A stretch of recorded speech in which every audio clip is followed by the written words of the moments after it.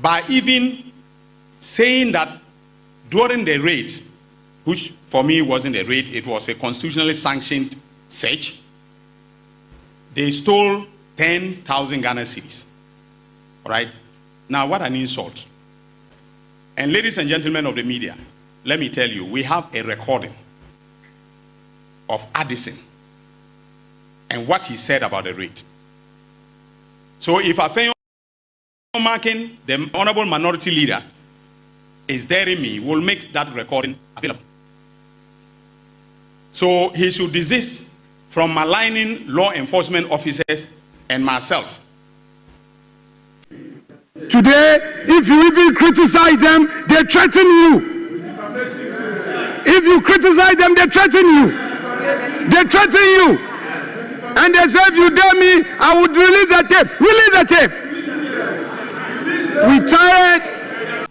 So how come that a search of the governor's house, based upon credible intelligence that we received, and I was the one who applied for the warrants and got them issued by the High Court for the searches to be conducted. Why is that a raid?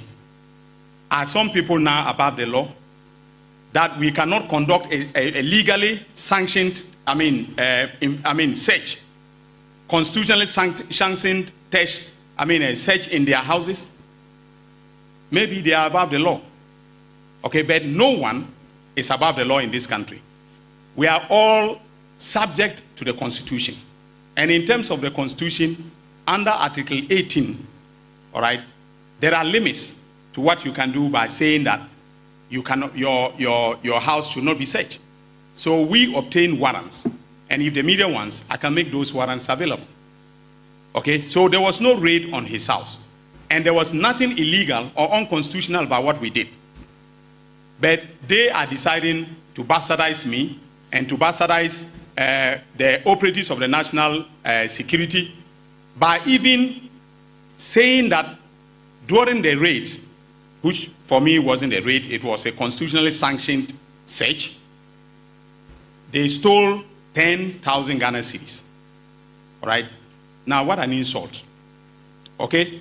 And that is what my Deputy Attorney General was referring to when he said that, you know, the constitutional immunity granted to MPs does not mean that they should use abuse that immunity and then, you know, defame individuals or officials who are conducting normal business, normal public business. All right? And ladies and gentlemen of the media, let me tell you, we have a recording of Addison and what he said about the raid. So if Afenyo Markin, the honorable minority leader, is daring me, we'll make that recording available. So he should desist from maligning law enforcement officers and myself for the work that we are doing. He should also take cognizance of the fact that I am the leader of the bar, and I will act in the best interest of the ethics of the profession.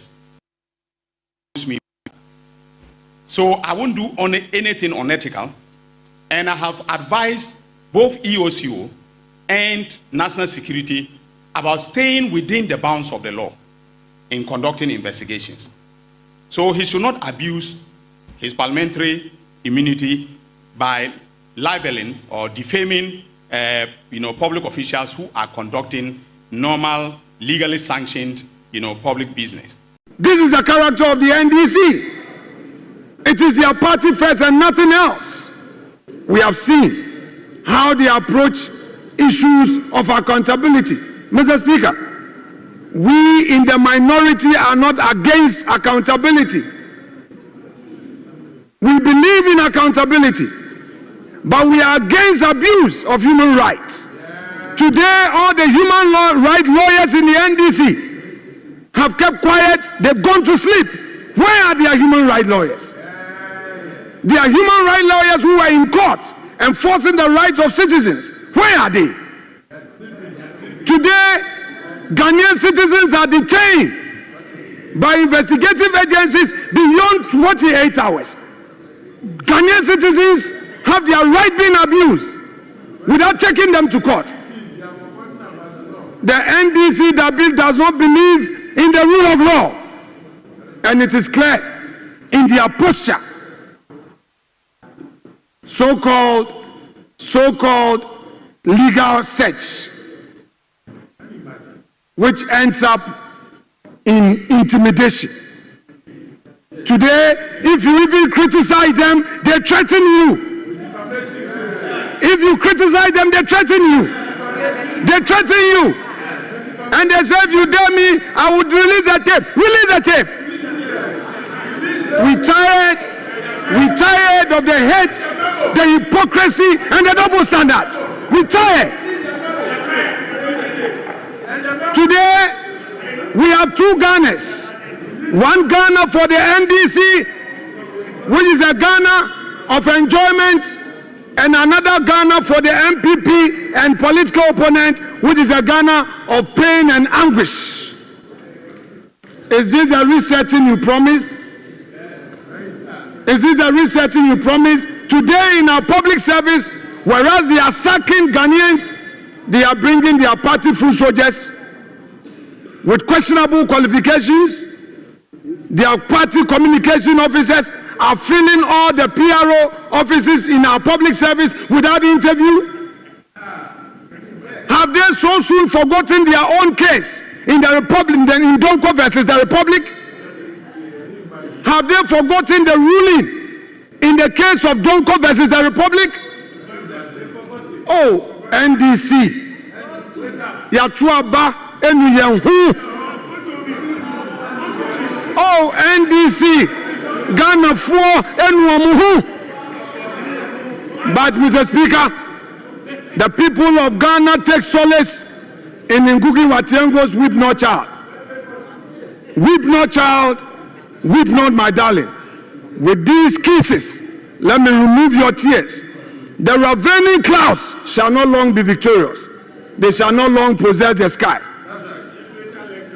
You, the NDC, we are reminding you, you have only 4 years. The 4 years will soon come. If you spend the 4 years in persecution, your time will come. Your ravening clouds shall not long be victorious. They shall not long possess the sky. The power you have today is like an ice block. It started melting from December 8th, January 8th, and it will melt until the next elections. Utilize the power wisely. We want employment. The Ghanaian youths are unemployed. Many of the youths you are sending home. What should they go and eat? How should they feed their families? People are suffering. And you are refusing to provide opportunity for all. This is a country of equal opportunity. This is a country with a promise of fairness to all Ghanaians.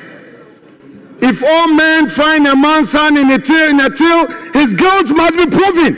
If all men find a man's hand in a till, his guilt must be proven. Go to court and do the case. We're tired of the attacks in the media. The media trial must cease.